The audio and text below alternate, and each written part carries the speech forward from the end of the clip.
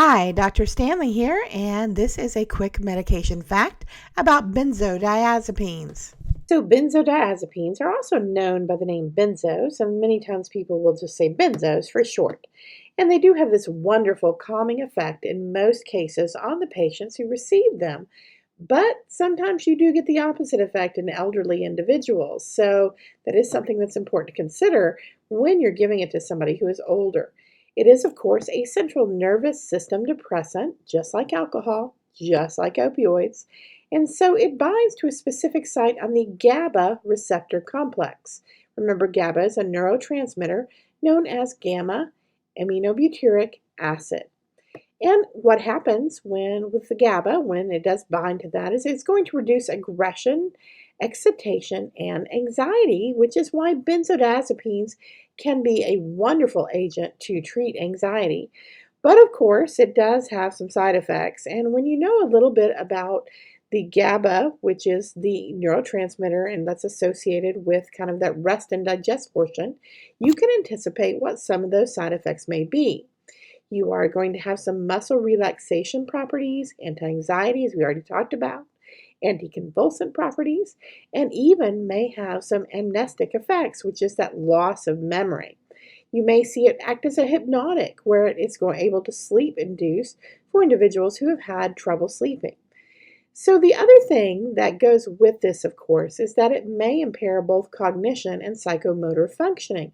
And this is only logical when you have something that is causing sleep or that is causing a loss of memory or relaxation, that you're going to see somebody become more lethargic and have a decrease in cognitive processes and their ability to function in their psychomotor functioning area. So that's important to remember. And when you know these things about it, you can anticipate what some of the side effects may be without having to memorize a lot of information about specific medication.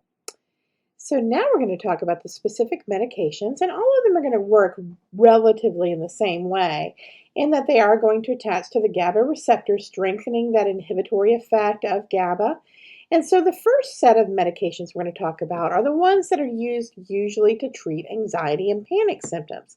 And these are going to include ones that you may be familiar with, such as alprazolam, which is Xanax, clonazepam, which is Klonopin, diazepam, which is Valium, and lorazepam, which is Ativan. And so you'll notice that all of these do end in that AM, and so that'll help you to recognize on a test, such as the NCLEX test, that that is in this class of medication. Now we get into the ones that are used mainly for treatment of insomnia because they have this hypnotic effect. And that is flurazepam or Dalmane. I don't see that one very often, but I have seen it before. Temazepam Restoril is widely used. Triazolam or Halcion is not frequently used on a long-term basis, but more for like when somebody needs to have dental work or something like that, because it does have that amnesic property that you kind of want when somebody's having some sort of minor surgical procedure. But all of these do have that predominantly hypnotic effect about them. Next, let's talk about chlordiazepoxide or Librium, but also lorazepam. Both of these are used for alcohol withdrawal seizures. And so especially that chlordiazepoxide, the Librium, is going to be used very frequently for that because it really helps to reduce the neuronal overexcitation that occurs with alcohol withdrawal. And we'll talk more about that when we talk about different drug use disorders. Now, the lorazepam is usually used in more elderly clients who are withdrawing from alcohol because it is a little bit easier on the liver. And remember, when somebody is, a long-term alcohol use patient, they may have some problems with their liver. And so the lorazepam, the psychiatrists are telling me, are a little bit easier on the liver than the Librium is, which is why they use the lorazepam for older adults and usually Librium for younger ones or who haven't been drinking quite as long. It's the more common one that you see in alcohol withdrawal. Now, the other thing to remember about benzodiazepines is that they are the number one choice of treatment for status epilepticus, where somebody goes into seizure after seizure, because they do have wonderful anticonvulsant properties. And here again, this is going to become important to understand those anticonvulsant properties, because when you withdraw the benzodiazepine, you're going to see the opposite effect.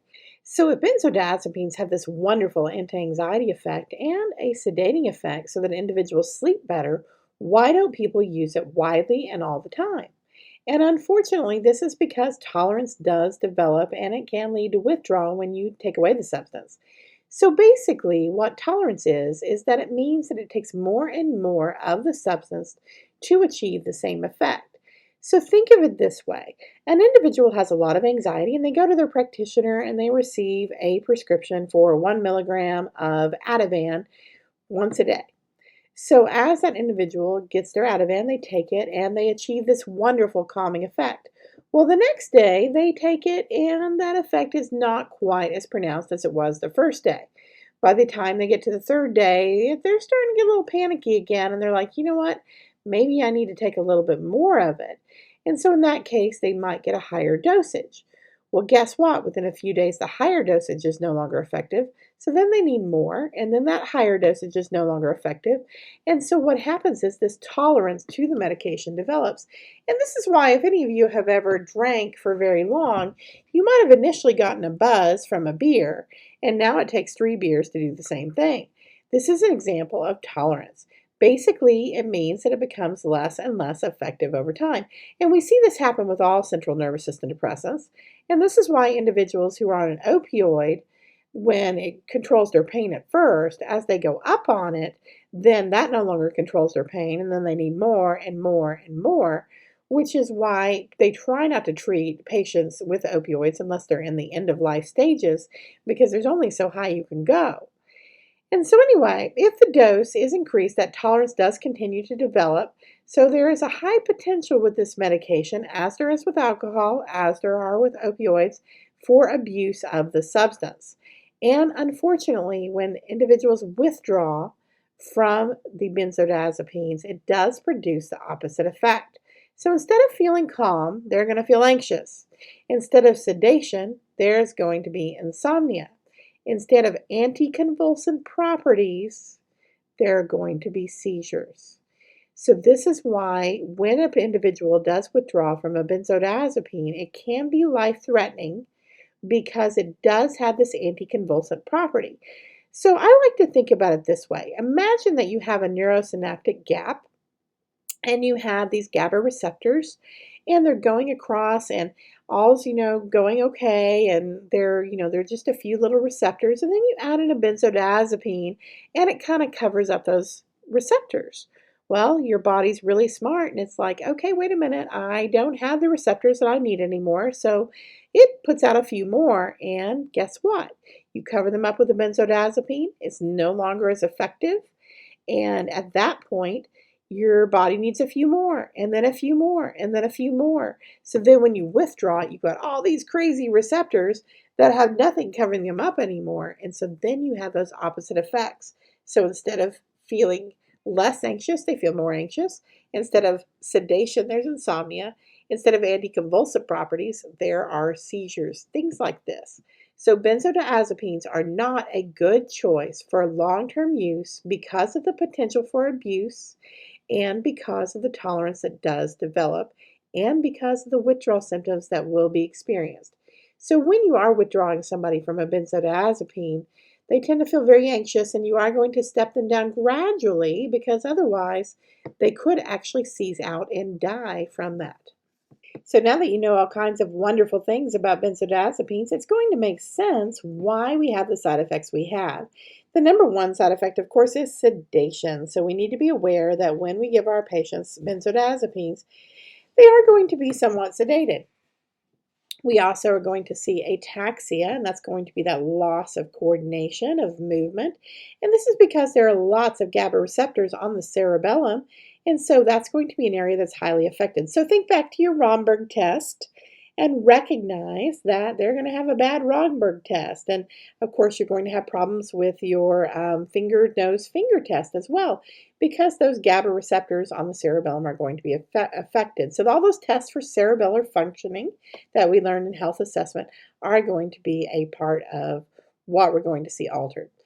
Usually, these are not going to inhibit the brain to the point of respiratory depression and death like you would see with an opioid unless they're potentiated by other central nervous system depressants such as alcohol and opioids. And of course, that's why we want to screen for use of other substances, because we are going to see exaggerated effects if we see them using another one at the same time.